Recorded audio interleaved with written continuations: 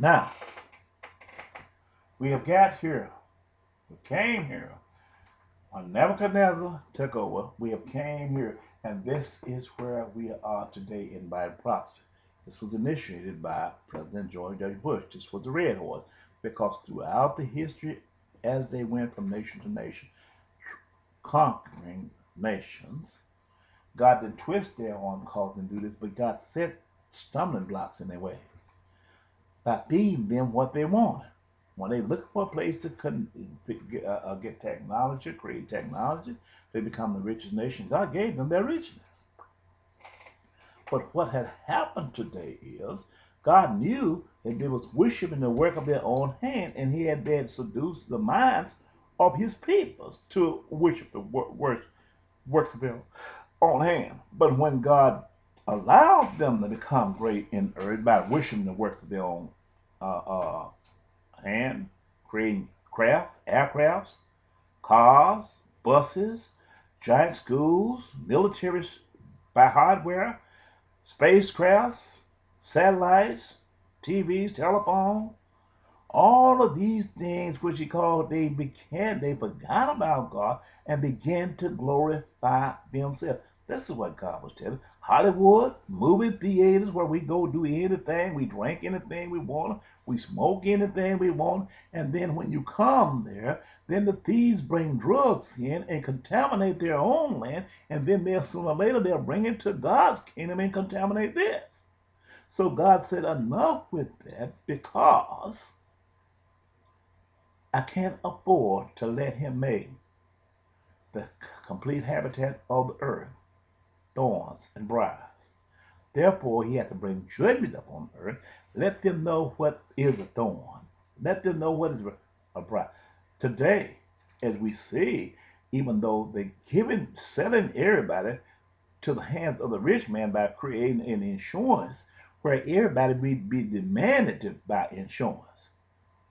In other words, they are saying within their heart that the rich man is not going to fall before the poor man. So therefore, God had to make the poor man less than poor and bring the rich man down where he is to make him equal. Because as long as we have two men or three men,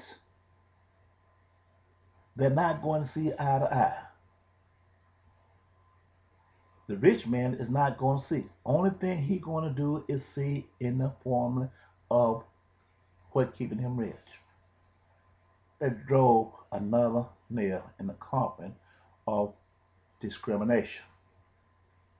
They created another, in the name of prosperity, they created another form of discrimination when they passed a law that everybody must have insurance. The Bible tells us, I believe in Genesis chapter 24, when he spoke to, when they, maybe Exodus 24, he told Moses, trust in him and no one, he would heal his peoples. They didn't have. So if we don't have the faith in God, and God had brought us this far, we didn't have no health insurance when we was kids, but somehow we made it. We made it of our prayers and of the caring mothers. Once we take and exclude this and take this part from the word, from our vocabulary of life, then we subject ourselves to the hands of the evildoers. The evildoers are the peoples who proclaim themselves to be working in our best interest, yet they make us slaves unto them, where we have served them in some way and sell our souls to them. Well, they create credit cards where we would take and serve them as gods. The people say, well, we're not going to serve you as God. We're not going to get your credit card, and we're just going to make do now. But somebody came up with a policy that we got to have health care. What have we done before now? We got to give them health care. If the justice is not fair in our judicial system when they take us to judge us, then how is it giving us this here going to enhance us, and when there is discrimination all across the land, yet is?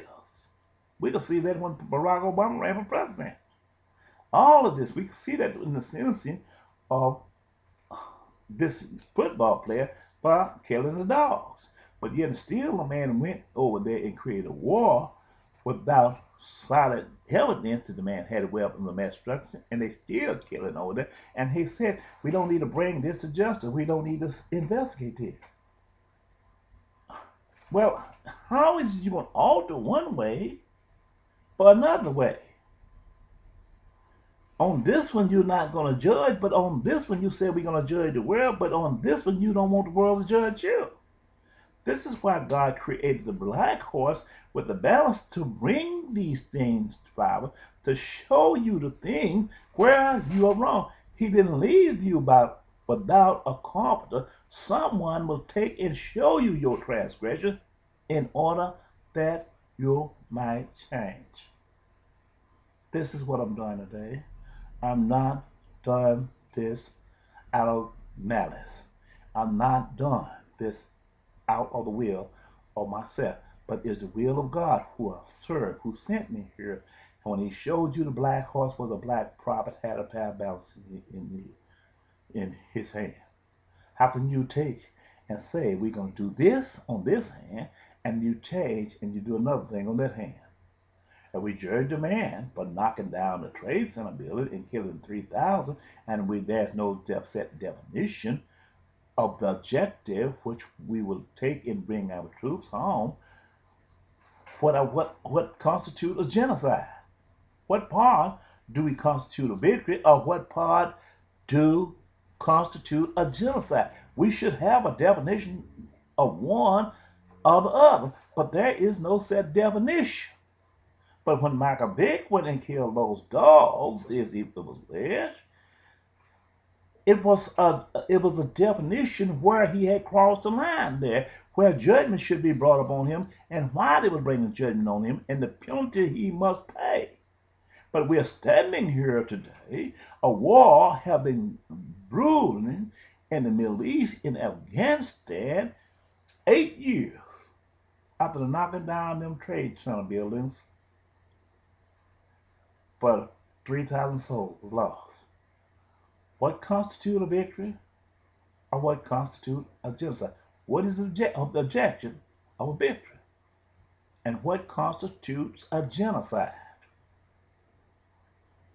But yet, here's a man went in Iraq who alleged that the man had a weapon of the mass destruction, and he didn't have any. God knows the souls have been lost. They flew 1 million soldiers. Celebrate that in 2007, I believe it was, the year 2007. If they did this, 1 million soldiers, you can say 10 men to every soldier. That's 10 million people to have gone over there on alive. If you add them even to 3,000 people. And when you take the judgment of Michael Bears, the dogs, and lay them aside of all them souls, we can spread all of those peoples right out together that have been slain on the cost of this alive, and take all the dogs that Michael Bears, and stand Michael Bears in judgment, and the men who claim it was a justification. Which one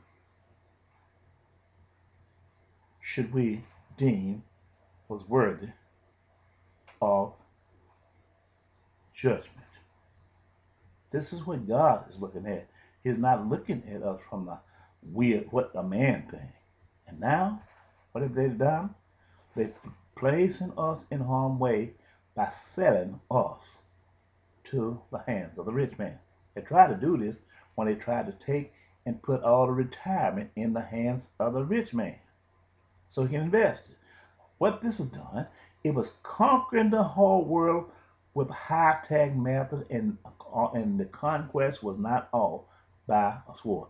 What it's telling us, this is the same thing would be transcended into other countries, other world, if the country is allowed to take over the entire world.